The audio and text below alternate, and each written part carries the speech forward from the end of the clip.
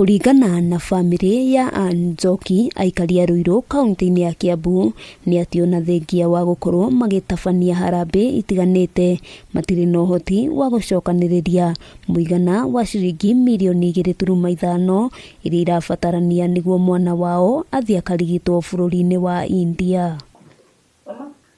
Njoki augĩte mwana wake akoretwo agũmĩirwo nĩ thĩna wa ngoro, ũndũ ũrĩa ũkoretwo ũgĩcũngĩrĩria aremwo nĩ kũhuhia wega, na kũrũmĩrĩra thĩna ũcio ndakoretwo agĩkũra na njĩra ĩrĩa yagĩrĩire. Ilamenyekire thĩna wake tuthiĩte tugakoma Thika level 5 na diagnosis na pneumonia.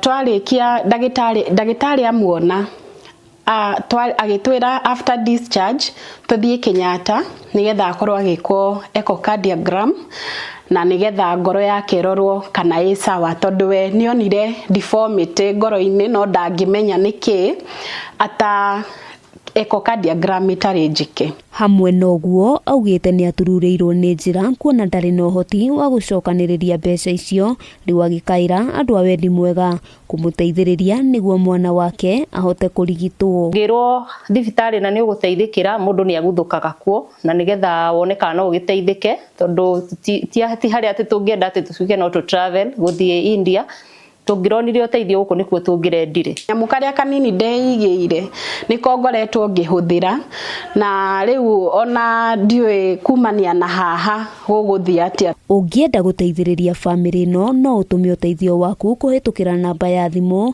nĩyo 0713333212, rĩtwa nĩ Anne Kang'ethe, ona kana ũhũthĩre paybill namba nĩyo 853881, account wandĩke rĩtwa Kĩira Wanjirũ. Tũteithie nĩgetha Kĩira ahote gũthondekwo na thiĩ na mbere na mũtũrĩre wake ta kawaida. Handũ-inĩ ha Kameme TV, rĩtwa rĩakwa nĩ Wambui wa Njũgũna.